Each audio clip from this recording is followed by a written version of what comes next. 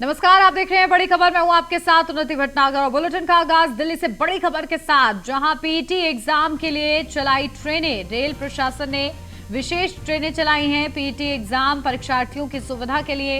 इन ट्रेनों को चलाया गया है। स्टेशनों पर खोले गए हैं अतिरिक्त टिकट काउंटर, सहायता और पूछताछ के काउंटर भी खोले गए हैं ताकि जो अभ्यर्थी हैं उनको परेशानी ना हो किसी भी तरीके से।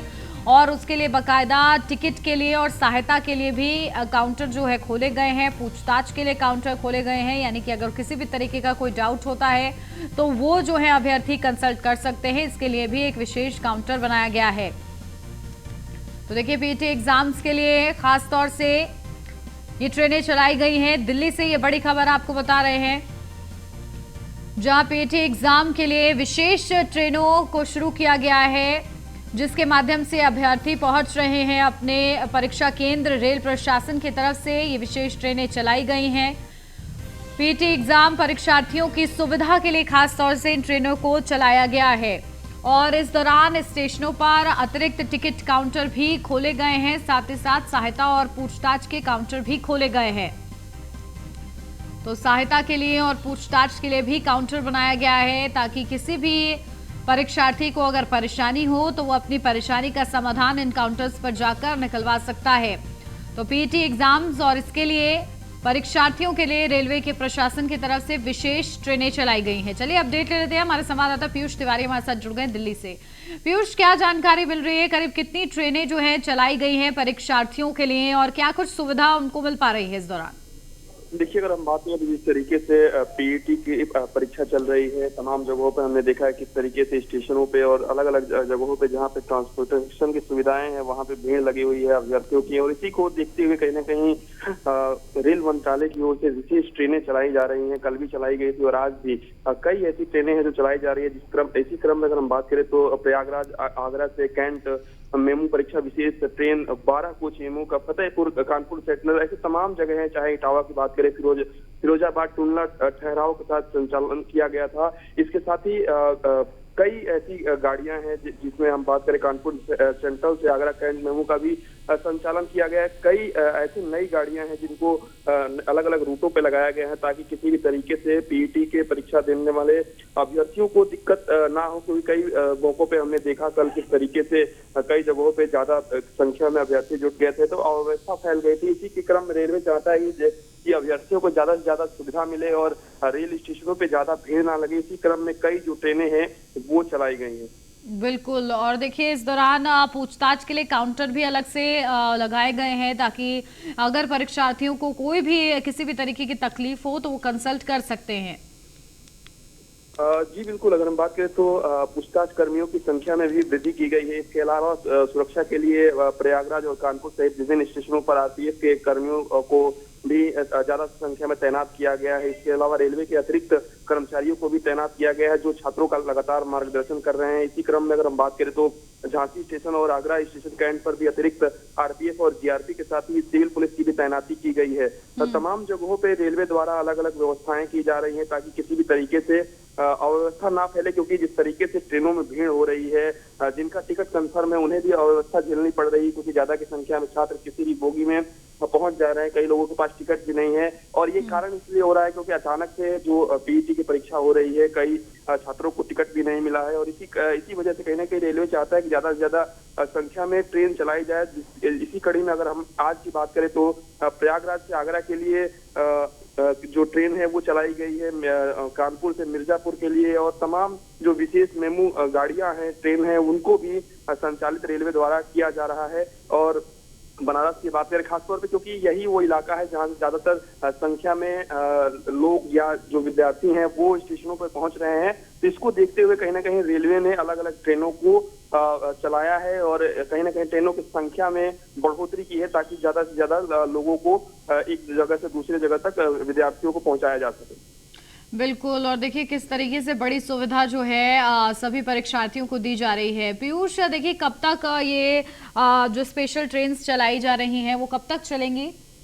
देखिए, अगर हम बात करें तो कल स्पेशल ट्रेन चलाई गई है। इसके अलावा आज के लिए भी रेल मंत्रालय द्वारा कहा गया है कि आज भी कई विशेष ट्रेनें चलाई जाएंगी। इसके अलावा तो कल के लिए अभी कोई भी रेल मंत्रालय की ओर से सूचना नहीं दी गई है कि क्या विशेष ट्रेनें कल भी जारी रहेंगी या कल से उनको रोक दिया जाएगा। लेकिन फिलहाल आज विशेष ट्रेनें चलाई जा रही हैं सुबह से ही, और ये देर शाम तक चलेंगी, क्योंकि जो विद्यार्थी परीक्षा देकर वापस भी लौट रहे हैं उन्हें भी किसी तरीके से दिक्कत ना हो, इसको भी खासा ध्यान में रखा जा रहा है। क्योंकि रेल एक ऐसा माध्यम है जिसमें लोगों को आसानी हो जाती है एक जगह से दूसरे जगह जाने में, और यही कारण है कि रेलवे द्वारा लगातार जो सुविधाएं हैं वो दी जा रही है। ना गाड़ियों को बढ़ाया जा रहा है रेलगाड़ियों को, बल्कि ज्यादा से ज्यादा रेलवे के कर्मियों को भी तैनात स्टेशनों पे किया जा रहा है कि अभ्यर्थियों को आगे की यात्रा के लिए किस तरीके से बताया जाए कि कौन सी ट्रेन कहाँ जा रही है। इस तरीके से पूछताछ काउंटर भी बढ़ाए गए हैं, और अलग अलग प्लेटफॉर्म से अलग अलग जो रेल कर्मी है उनको तैनात किया गया है, सुरक्षा कर्मियों को तैनात किया गया है, आरपीएफ के जवान लगाए गए हैं।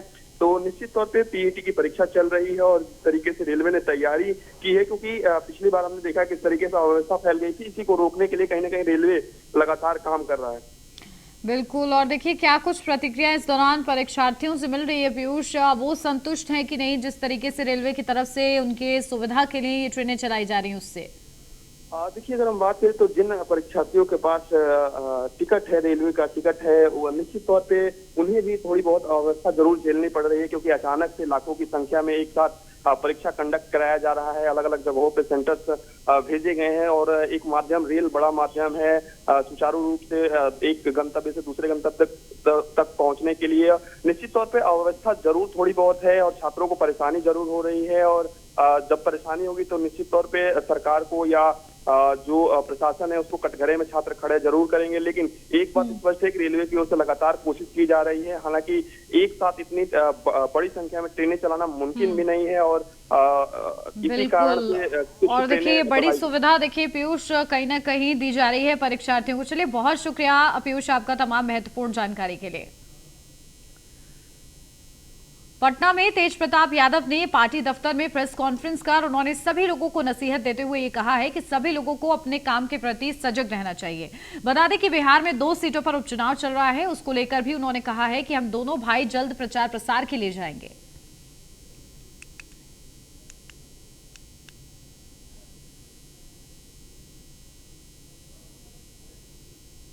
क्या है, कौन किसके ऊपर उंगली उठा देता है, कौन किसको बोल देता है। गालियां तो हमारे पिताजी लोगों ने देने का काम किया, झूठे मुकदमे में फंसा करके जेल भेजने का काम हुआ। विरोधी तो बोला कि चारा खा गया, चारा चोर बोलता है बीजेपी, झूठा मुकदमा कर देता है। अब किसके ऊपर क्या मुकदमा चल रहा है, लेकिन जनता तो पसंद कर रही है। ये आप या हम तो नहीं कहेंगे, अब उनको उतारा गया है उस पर, तो जनता तय करेगा कि कौन क्या होगा। प्रधानमंत्री है, सब लोग जानता है कि प्रधानमंत्री पोस्ट है, तो पॉलिटिकल बयानबाजी क्या चलता है क्या नहीं चलता है वो तो समय में चलता रहता है। लेकिन इस तरीके के बयान से हम तो कहेंगे कि इस तरीके के बयान से बचना चाहिए लोगों को। केवल ददन सिंह जी को ही नहीं, तमाम लोगों को हम बोलना चाहिए। कटिहार में डिप्टी सीएम तेजस्वी यादव अल करीम यूनिवर्सिटी के दीक्षांत समारोह में भाग लेने के लिए पहुंचे थे। इस दौरान उन्होंने कटिहार मेडिकल कॉलेज के ब्लड सेंटर और अत्याधुनिक कैथ लैब का भी उद्घाटन किया। वहीं इस मौके पर उप मुख्यमंत्री ने स्वास्थ्य विभाग और नगर निगम के साथ बैठक कर अलर्ट मोड पर रहने के लिए दिशा निर्देश दिए। साथ ही मुख्यमंत्री ने इस आयोजन के लिए ट्रस्टी राज्यसभा सांसद अहमद अशफाक करीम और यूनिवर्सिटी के तमाम लोगों को हार्दिक शुभकामनाएं दी है।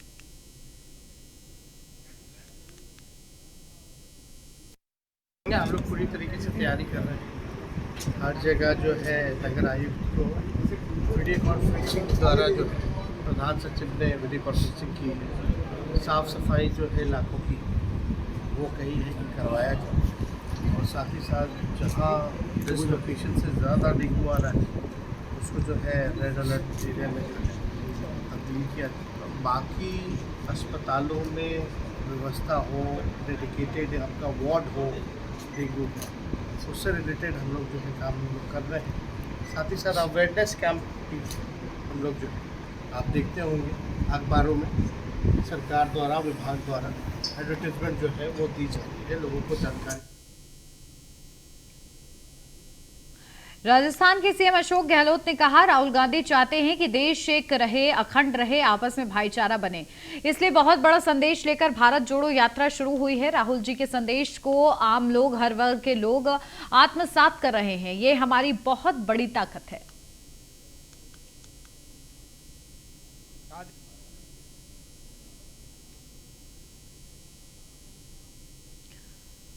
पंजाब के पूर्व कैबिनेट मंत्री सुंदर श्याम अरोड़ा को विजिलेंस टीम के एआईजी को 50 लाख रुपए की रिश्वत देते हुए गिरफ्तार किया गया।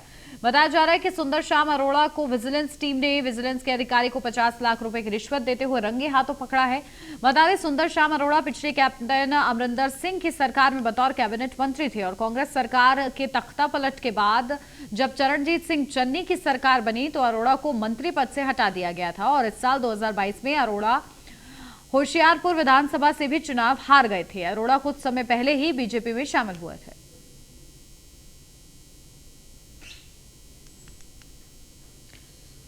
तो देखिए, पूर्व मंत्री सुंदर श्याम अरोड़ा गिरफ्तार हुए हैं। उन पर रिश्वत, एआईजी को 50 लाख रिश्वत देते पकड़ा और इसी के चलते उन पर यह कार्रवाई की गई है। सुंदर श्याम अरोड़ा को गिरफ्तार किया गया है, जो कि पूर्व मंत्री रहे हैं। कैप्टन अमरिंदर सिंह की सरकार में वो कैबिनेट मंत्री थे, लेकिन जिस तरीके से तख्ता पलट हुआ और उसके बाद चरणजीत सिंह चन्नी जो कि मुख्यमंत्री हैं, उनकी तरफ से हटा दिया गया मंत्री जी को पद से, जिसके बाद देखिए उन पर यह बड़ी कार्रवाई की गई है। चलिए सीधा अपडेट लेते हैं। हमारे संवाददाता अंकुश गोयल हमारे साथ जुड़ गए हैं। अंकुश, क्या जानकारी? देखिए, बड़ी कार्रवाई की गई है पूर्व मंत्री जी पर, क्या कुछ सत्यता निकलकर सामने आ रही है इस पूरे मामले की? जी, मैं बताना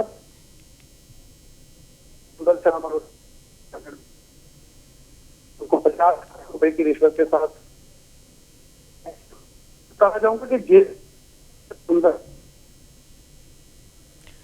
अंकुश, देखिए आपकी ऑडियो ठीक तरीके से नहीं आ रही है, दोबारा से कोशिश करेंगे। लेकिन फिलहाल ये बड़ी खबर थी कि पूर्व मंत्री सुंदर श्याम अरोड़ा को गिरफ्तार कर लिया गया है। और अब बढ़ते आगे। नालंदा में जमीन अतिक्रमण मुक्त कराने पहुंची पुलिस पदाधिकारी को लोगों के विरोध का सामना करना पड़ा। मामला बिहार थाना क्षेत्र के वरादरी मोहल्ले का है। मामला हाई प्रोफाइल होने के कारण पुलिस भी इसमें कोई कोरकसर नहीं छोड़ना चाहती है, इसलिए विरोध कर रहे हैं लोगों को पुलिस ने जबरन घसीटते हुए थाने ले गई। दरअसल सदर सीओ धर्मेंद्र पंडित के नेतृत्व में बिहार थाना की पुलिस शनिवार को अनुमंडल दंडाधिकारी बिहार शरीफ नालंदा के न्यायालय के आदेश का अनुपालन कराने पहुंची थी। यह पूरा मामला मुख्यमंत्री नीतीश के परामर्शी मनीष वर्मा से जुड़ा हुआ है। मनीष वर्मा की बहन अनीता रानी ने अनुमंडल दंडाधिकारी बिहार शरीफ के न्यायालय में रास्ते को लेकर आवेदन दिया गया था। मनीष वर्मा के घर के बाहर रास्ते को नगर निगम के द्वारा बनाया गया था, जो कि 6 फीट रास्ते को लेकर यह पूरा विवाद था, जिस पर मनीष वर्मा की बहन अनीता रानी और अर्जुन यादव अपना दावा कर रहे हैं।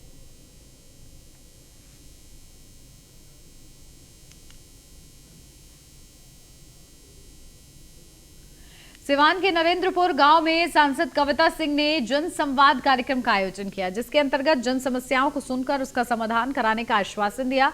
इस दौरान औरंगाबाद के पूर्व सांसद बीरेंद्र सिंह और बैंकुटपुर के पूर्व विधायक मंजीत सिंह, जेडीयू नेता अजय कुमार सिंह और बिहार सरकार के पूर्व मंत्री गौतम सिंह मौजूद रहे। बता दें, इस मौके पर सिवान सांसद कविता सिंह ने कहा कि मुख्यमंत्री नीतीश कुमार के नेतृत्व में बिहार में न्याय के साथ विकास की गंगा बह रही है। युवाओं के रोजगार का भरपूर अवसर मिल रहा है।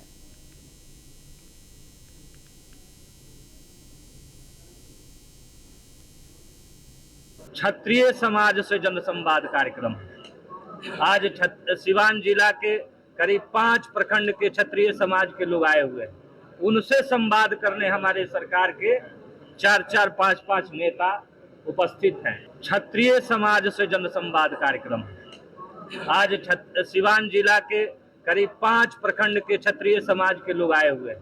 उनसे संवाद करने हमारे सरकार के 4-4, 5-5 नेता उपस्थित हैं। माननीय बिहार के मुख्यमंत्री श्री नीतीश कुमार जी ने जो बिहार में उन्होंने काम किया है, जो विकास के रचनात्मक काम किए हैं, जो बिहार के अंदर मेडिकल कॉलेजेस खोले जा रहे हैं, इंजीनियरिंग कॉलेज खोले जा रहे हैं, पॉलिटेक्निक कॉलेज खोला जा रहा है, एएनएम कॉलेज खोले जा रहे हैं, जीएनएम कॉलेज जो खोले जा रहे हैं, इसके साथ जो मुख्यमंत्री उद्यमी योजना से जो नौजवानों को रोजगार का एक अवसर मिल रहा है, और सरकार ने हमारी जो वादा की है कि हम 20 लाख नौकरी और रोज़गार देंगे, उस पर तेज़ी से हमारी सरकार काम कर रही है। देखिए, पहले भी हम लोग कार्य करते आए हैं, चाहे दरौंदा विधानसभा के विधायक के रूप में किए हों या शिवा के सांसद के रूप में किए हों। और आप देख रहे हैं कि मेडिकल कॉलेज बन रहे हैं, इंजीनियरिंग कॉलेज बनके तैयार है, बाईपास सड़कें बन रही है, राम जानकी पथ का कार्य अब प्रारंभ होने वाला है। और एक जो मेन समस्या है, हम उसी पर निरंतर लगे रहते हैं। देखिए, पहले भी हम लोग छत्तीसगढ़ के नारायणपुर जिले के जंगल में पुलिस और नक्सलियों के बीच मुठभेड़ हुई है। पुलिस का दावा है कि करीब आधे घंटे से ज्यादा चली इस मुठभेड़ में कई नक्सली घायल हुए हैं। हालांकि जवानों को भारी पड़ता देख माओवादियों घने जंगल का सहारा लेकर वो भाग गए। जवान अब भी मौके पर ही मौजूद हैं। सर्चिंग अब भी जारी है। मामला जिले के इकड़ा थाना क्षेत्र का बताया जा रहा है।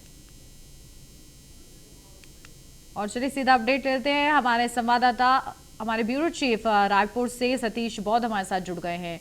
सतीश, क्या जानकारी? देखिए, नक्सलियों और पुलिस की ये मुठभेड़ हुई है, इस दौरान क्या कुछ इनपुट्स निकलकर सामने आ रहे हैं?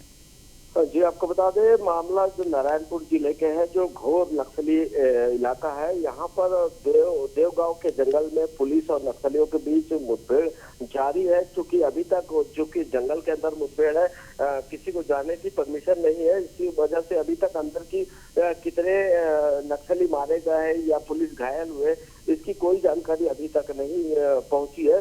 लेकिन जंगल के और पहाड़ के बीच में नक्सलियों और पुलिस से लगातार फायरिंग चलने की जानकारी मिल रही है। और अभी ये जो सूचना हमें मिल रही है कि नक्सली भाग खड़े हुए हैं और कई नक्सली घायल हुए और किसी नक्सली के मारे जाने की भी हमको सूचना मिल रही है। लेकिन लगातार अभी तक मुठभेड़ जारी है। जी बिल्कुल। और देखिए, लगातार नक्सली जो है छुपे हुए हैं, उनके लिए सर्चिंग भी बताया जा रहा है कि अभी भी चल रही है।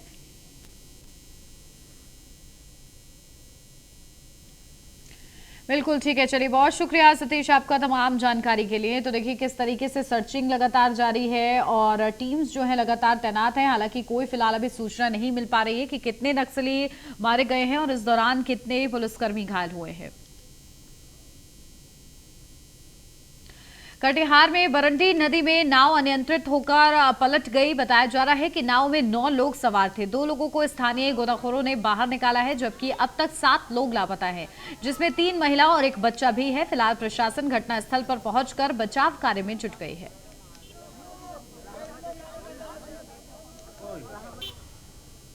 टपने के कारण जो है कि ने थोड़ा सा नदी में नाव जैसे भी हो करवट पलट में नाव जो है कि न पानी में बैठ गया। बैठने के बाद अभी भी जो है कि न सर जो है कि न 6 लाश लापता है। 1 ठो तो अभी मिला है, लगभग 10-15 मिनट हुआ मरा हुआ, और 3 ठो सर बचा है। लेकिन अभी तक सर कोई सरकारी जो है कि न उसकी क्या कहते हैं, कोई व्यवस्था सर अभी नहीं देख रहे। टपने के कारण जो है कि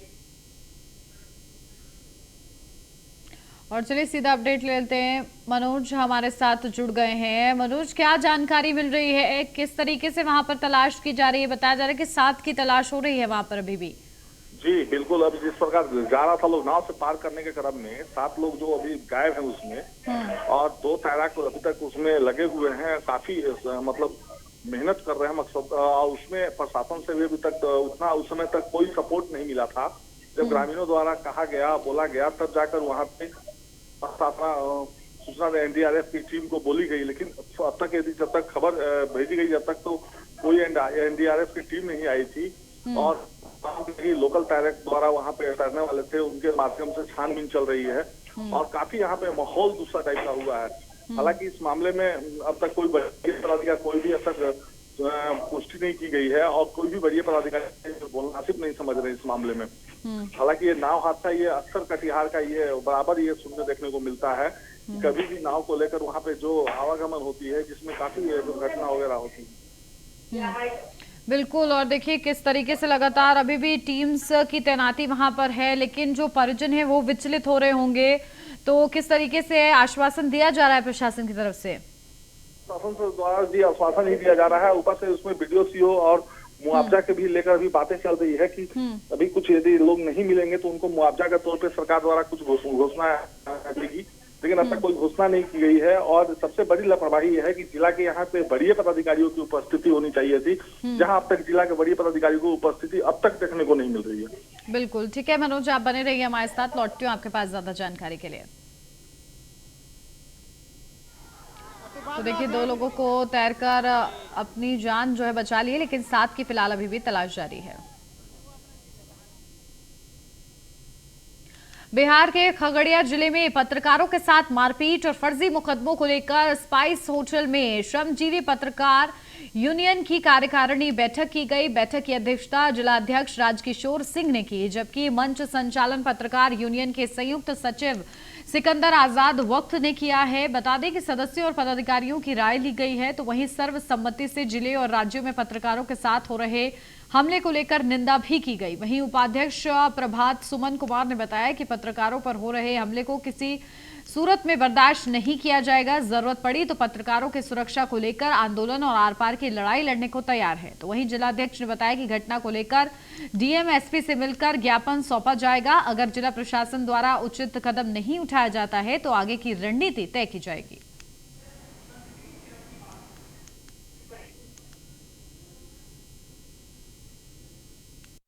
श्रमजीवी पत्रकार यूनियन के कार्यकारिणी सदस्यों की बैठक हुई। बैठक में पत्रकारों पर जो हमला हुआ, पत्रकारों के विरुद्ध जो प्राथमिकी दर्ज की जा रही है उसका निंदा प्रस्ताव पास किया गया है। पत्रकारों के खिलाफ हो रहे हमले और प्राथमिकी के विरोध में हम लोग आंदोलन करने का निर्णय लिया है। पहले डीएम और एसपी से मिल करके ज्ञापन सौंपा जाएगा, जरूरत पड़ी तो पत्रकार सब एकजुट होकर के आंदोलन करेंगे। पत्रकारों को निर्णय लिया गया है कि 5 सदस्यीय शिष्टमंडल जिलाधिकारी से मिले, ज्ञापन दें और उचित मतलब कार्रवाई के लिए दें, फिर सच्चाई कर लें, जांच कर लें इस पर जो मामला दर्ज हुआ है उसमें क्या सच्चाई है। पत्रकारों के हित में जो भी निर्णय लेना पड़ेगा वो हम लोग लेंगे। पत्रकार समाज का काम करता है, पत्रकार समाज सेवा का काम करता है और पत्रकार के साथ मारपीट करना, गाली गलौज करना, दुर्व्यवहार करना और प्रशासन के द्वारा नज़रअंदाज करना, सारी बात गलत। तो देखिए मनोज, हमारे वरिष्ठ संवाददाता लगातार बने हुए हमारे साथ, सीधा उन्हीं का रुख करते हैं। मनोज देखिए पत्रकारों पर किस तरीके से हमले हो रहे हैं और उसकी निंदा की गई है, लेकिन इसका सलूशन कब तक निकल पाएगा?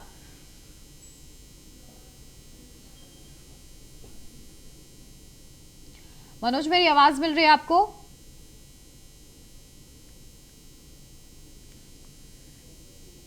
शायद संपर्क देखिए टूट गया, दोबारा से कोशिश करेंगे। लेकिन ये बड़ी अपडेट आपको बताई है, जहां पत्रकार के साथ मारपीट के इस पूरे मामले में देखिए हर कोई निंदा कर रहा है कि पत्रकारों की इस तरीके से हमला किया गया। श्रमजीवी पत्रकार यूनियन ने इसी के चलते बैठक भी की और बैठक को लेकर चर्चा की गई और जिस तरीके से ये हमला हुआ इसकी घोर निंदा भी की गई।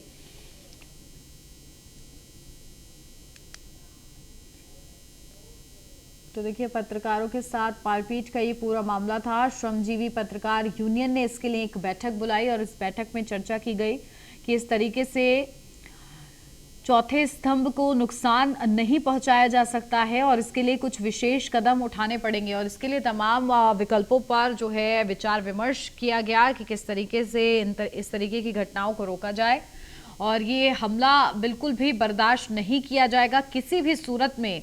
और इसी को लेकर देखिए सभी के साथ चर्चा की गई है। पत्रकार के साथ मारपीट का ये पूरा मामला है और बीते दिनों चर्चा में भी ये रहा और इसके चलते देखिए अब ये खास बैठक बुलाई गई और इस बैठक के जरिए डिसाइड किया गया है कि आगे किस तरीके से इन घटनाओं को रोकना है। और इसी के साथ इस बुलेटिन में फिलहाल बस इतना ही। खबरों का सिलसिला आगे भी जारी है, आप बने रहिए न्यूज़ वन इंडिया के साथ।